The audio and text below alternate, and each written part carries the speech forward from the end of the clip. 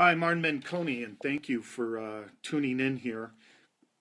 I'm with the Real Progressives. I do investigative journalism. I'd run for U.S. Senate for the Green Party last year in the state of Colorado. I was a county commissioner for 8 years. I ran a national charity, and I'm getting old. But today I got out of bed knowing that Wikileaks was going to release another treasure trove of information, and I wanted to eat, go to the gym, do my reading, etc. And it's now 4:30, and I've been looking at this for about 7 hours.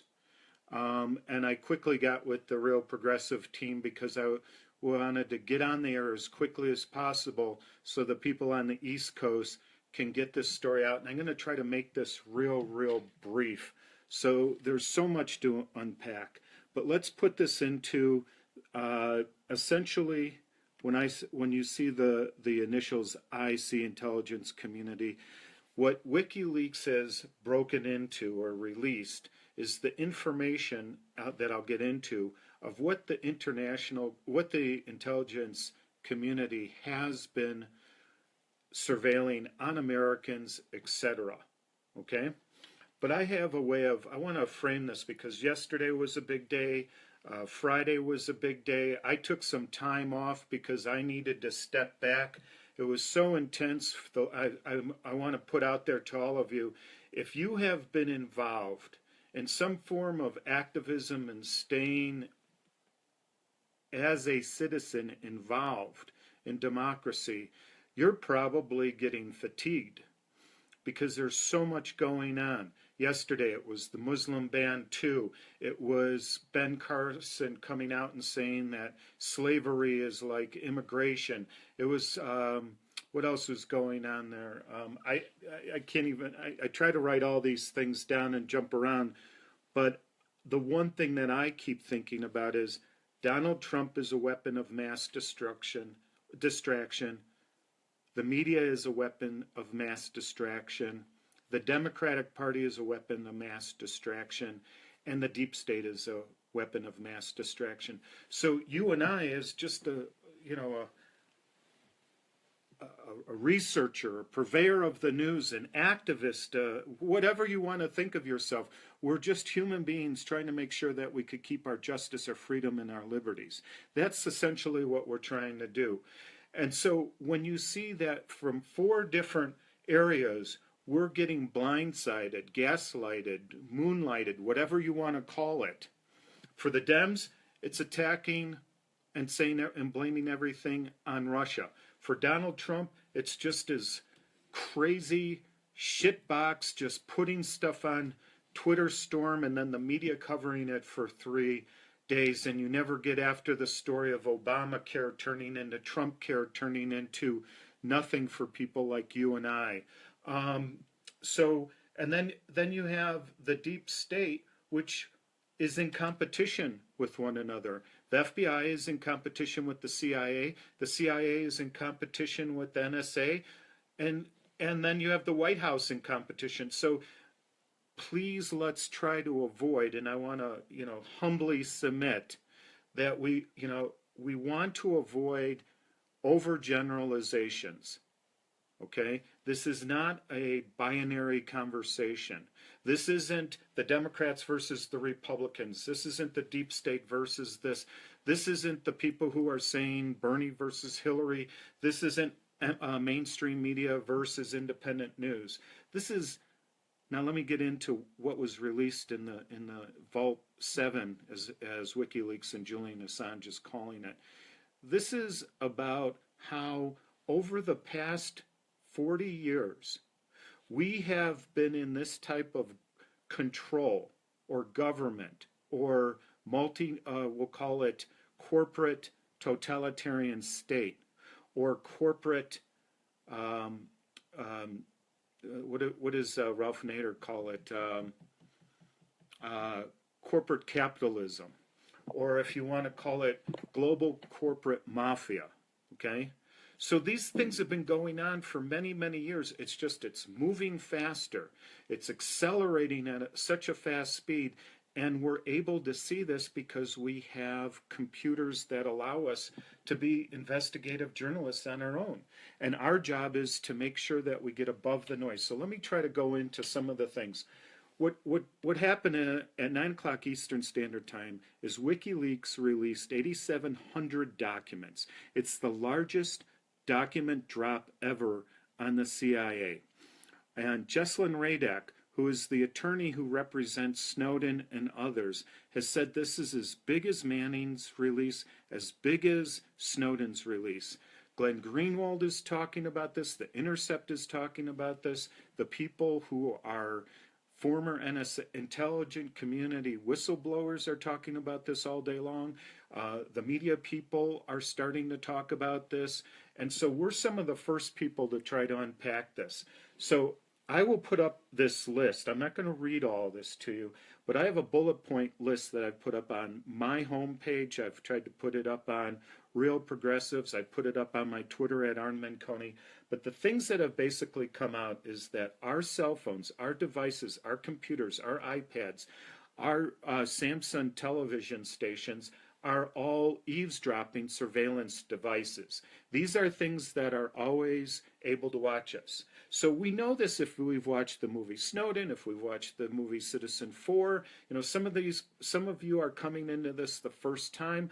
I spent 10 days 2 years ago with Daniel Ellsberg, the first whistleblower in America, at his home in Berkeley, and we did an oral history together of how the United States government lies to go to war. And you have the Congress, the president, the media, you have the intelligence agencies, you have the military agencies. And what we're starting to fall guilty to, is kind of using these old constructs, these old frameworks. These are the frameworks that are building blocks. Building blocks. We are evolving and developing in our understanding. There is different leaders that are running these different areas. There is different things that are going on. But what we know is that $1 trillion has been spent since 9/11. This has been a huge fucking industry in order to try to find bad guys, i.e. terrorists. We're not finding terrorists through this. We're not safer because we're doing these kind of things. We're losing our civil liberties. So some of the things that are happening again, and I'm going to read to you, sorry, is the CIA had espionage division more powerful than NSA with no checks and balances. The NSA's secret hacking division produced a large amount of weaponized malware to infest iPhones, Android phones, and lost control of it. And that's probably one of the most important points. The CIA negligence sees it's losing control of cyber weapon arsenal, serious proliferation concerns. So what they're saying here is this $1 trillion investment was lost because they didn't keep it secure enough. Now think about this. So not only have they been creating this $1 trillion fiefdom in order to watch everyone, that Obama has been funding, that the Congress has been funding, that we know that's been going on. And what has happened with this information is now foreign governments and groups that are nefarious, such as terrorist groups, who have this, or hackers, can go in and find out this information. And what Edward Snowden said was probably the biggest thing that may have come out of this is that the U.S. government was paying software companies in order to provide this kind of operating systems and softwares that they could get in. Let me repeat that. The federal government is paying for-profit companies ways of creating Swiss cheese-like software. And then it kind of gets worse. They could go in and they could study this, or they could spy on someone, especially journalists. Think about this, especially if you're an activist and you're going out there and you're trying to do something. And then when they leave the back of your device, it's still open, so a hacker could go in and find out what's going on with you and following you. So the list goes on. Let's see if there's a lot of it is talking about software and ISO. And so this has still not been unpacked by people who are uh, who specialize in the technical aspects of this. But you don't have to be have a degree in computer science in order to understand that simply the CIA has been able to create ways in order to surveil people through all of their electronic devices.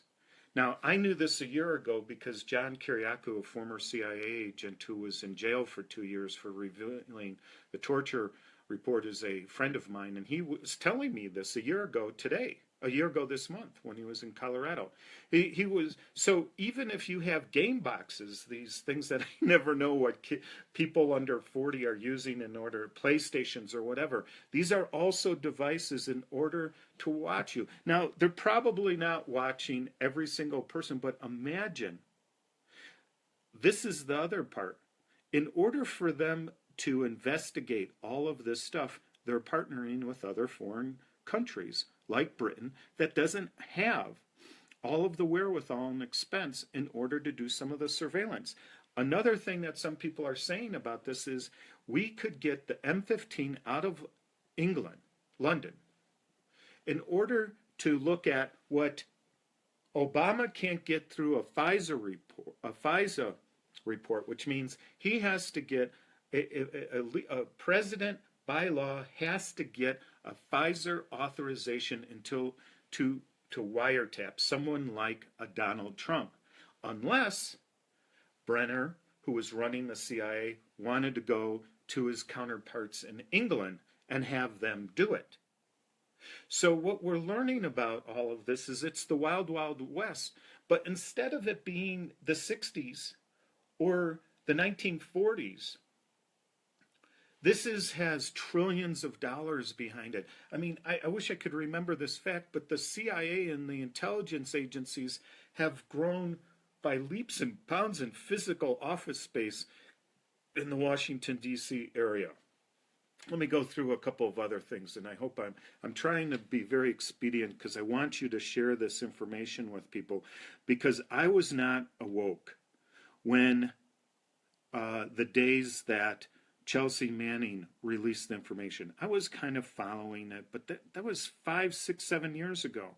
I was sort of on top of what Edward Snowden was doing, but not until I actually saw Citizen 4 in New York on a rainy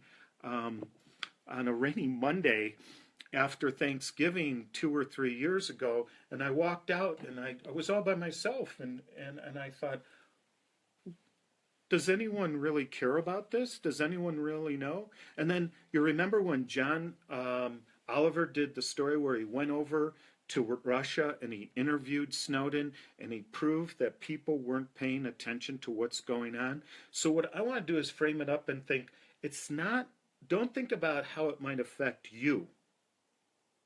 Think about how it's affecting democracy, how it's affecting our country. So your pocketbook, you're a taxpayer.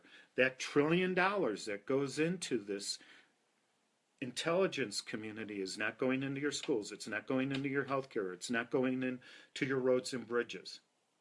It's going into the scare tactics that I pointed out earlier. So if the media wants to scare us about Donald Trump's or distract us with Donald Trump's tweets and Donald Trump's this and Donald Trump that, so that we can't learn about the right things about the health care that's being gutted right now. And if I could just digress on that, there is no way, you already know this, but this is bullshit. Okay? Obamacare made the health insurance companies very, very rich. Yes, it put tens of millions of people onto health insurance. And now what the Republicans have been saying is they're going to make this where you could have maybe $5,000 in tax credits. You could go out and shop on your own. We're going to open up the states and it's going to become more competitive. That's a bunch of baloney. It's not going to become more competitive. People with pre-existing conditions are not going to be able to go on health care, or it's going to be very expensive for them. So we're all going to lose in this because more people are going to go into emergency rooms and yada yada. So I wanted to go to Edward Snowden. Here's a couple of things that you want, if you want to learn more about this, go to Edward Snowden, go to Jesslyn Radak, go to my page on Twitter because I'm retweeting many of the people that I'm suggesting that you go to, and read through what they're saying and read through what their threads are saying. You know, let's see another one by Snowden that he said about this that might be interesting. In 2014, the government sought to create the world's most dangerous key, claiming it would never leak. And that's with Apple and Google, and actually it has. Evidence mount that the CIA and FBI knew about the catastrophic weakness in the most used smartphones in America, but kept them open to spy. Okay, so in a democracy, you're supposed to have transparency. In a democracy, you're supposed to have this certain risk that comes with freedom and liberty so that you can have a feeling that you're not living in 1984 and you have a big brother. And that's what this is saying. And again, I want to stress that we don't want to put it on us, but imagine the next Martin Luther King, or if Bernie Sanders, or if it was a group of individuals who were going forward, how difficult it is to keep ourselves safe. There's a debate going online right now between Julian Assange and Edward Snowden about whether or not Signal, which is encrypted software so you could talk to one another just like it was a phone or texting, is safe, or if whether or not it's been hacked into. All right. I want to go to, there was an article put out by Jenna McLaughlin with The Intercept that I posted earlier today that I think this is really interesting. This came out about 4 days ago. The U.S. government's privacy watchdog is a basically dead email review process, which another way of saying it is the intelligence agencies have a oversight group. It was written into law in 2004. The Oversight Committee is supposed to have 5 people on it, and therefore, if you have 3, you have a quorum. There's 1 member. There's only 1 member. So what's happening here is you have no checks and balances on what the intelligence community is doing. It's sort of a rogue state rather than a deep state. It is able to operate above the law, outside of the boundaries, with very little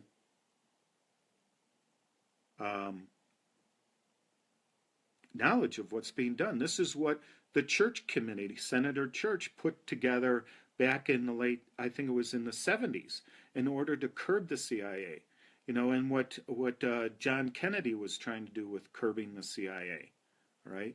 So we have a lot of things that are going on here, and I know I'm missing something, and I'm going to jump around here because I want to go back to see if I missed anything that I think is a key point before I summarize what's going on here.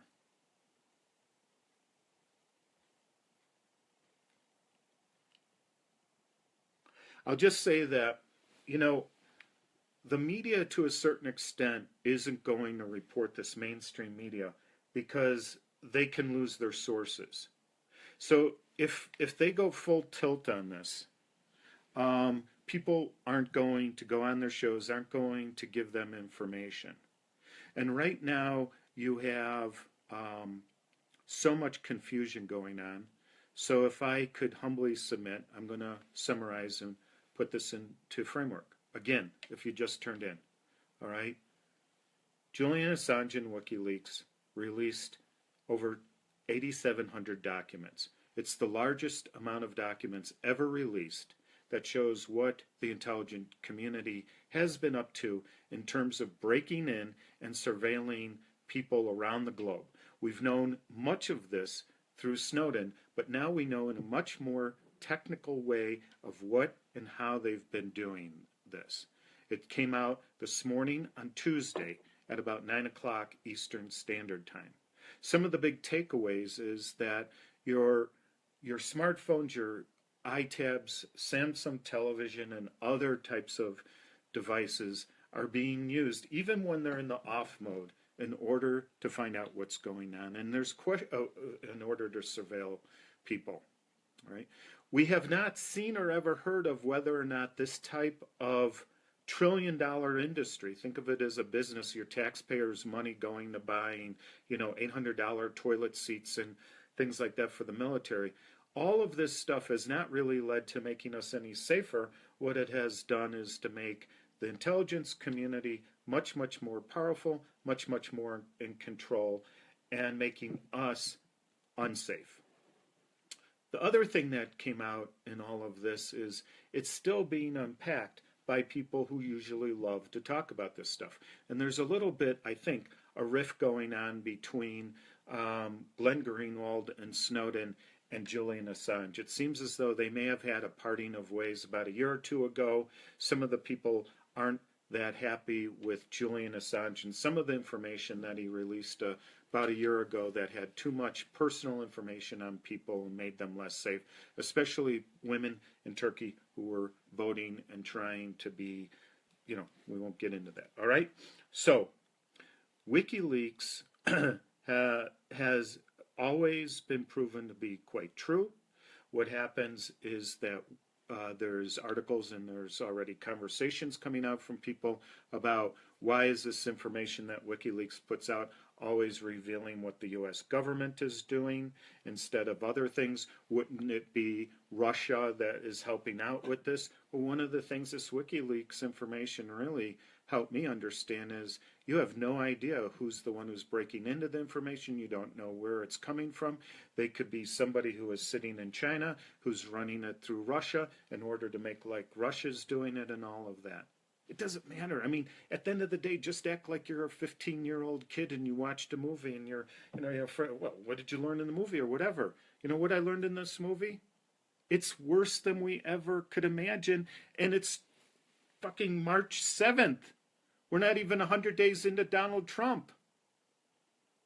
We've got issues to talk about regarding global warming.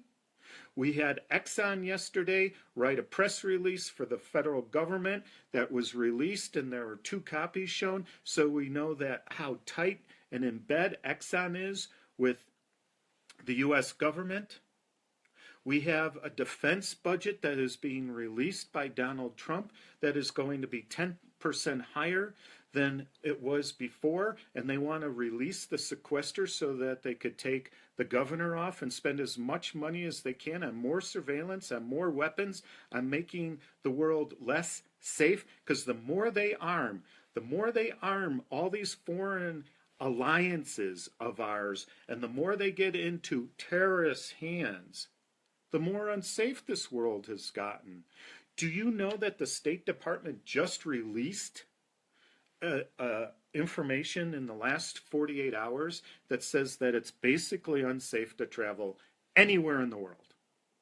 Why is it unsafe, State Department, to travel anywhere in the world? Is because the U.S. federal empire has been weaponizing the world for the past 50 years like it's a fucking business plan for Starbucks expansion. So it's up to us to share this information, to get it out as fast as possible. I hope I did a good job. I feel like on the scale, I'm going to give myself a C+, B- on this one. I wanted to run through the framework. I wanted to feel like you had some dense material. I want you to be able to feel like you could talk to anybody. If you're at a grocery store, if you're if you're hanging out with your husband or your friends, and you could start talking about this because it's not getting talked about enough. And if you can't remember, go to my Twitter page at Arn Menconi. I'll put up some more information. And if you don't want to talk about this stuff or you don't want to share about this stuff, let me just leave you with this. Josh Fox just said the other day in an interview on Shadowproof, this is really, really bad. And he was talking about global warming. If we're to assume that the momentum of an out-of-control empire, as Colonel Lawrence Wilkerson said on the Real News yesterday or today, is saying, is moving that much faster than what we could have expected from a Hillary Clinton or a Barack Obama or a George Bush, then what we could kind of say without sounding like conspiracy theorists, it's because the multinational corporations are lobbying our congresspeople, and they're getting them to have use the boogeyman in order to spend more money on things that are not making us safer, that are not improving our lifestyle, and that is making the United States less sustainable as a way of being, not only as a democracy, but as a country. And so what you could do, if you want to feel like you're involved, is you could ask your local representatives, and I'm talking about your mayors, your county commissioners, your school board members, if they would divest from Wells Fargo and other companies. You have to go and zigzag to get to where you're going. This information, if it continues to get out there, is it going to stop the deep state from being more nefarious? No. They're going to continue being more and more nefarious. We're not going to stop them. Is it going to stop the military budget? No. Is it going to get us more health care? No. So we have to look at where is the pressure point, and the pressure point is on who's making the most amount of money. And it's the oil and gas industry, and it's the finance industry. And if we could stay focused on just one of those techniques. So I want to get into more things. I had a little bit of break, so I'm a little more pent up. I hope I did a good show for you guys today. Again, my name's Arn Menconi. Spread the love. Peace.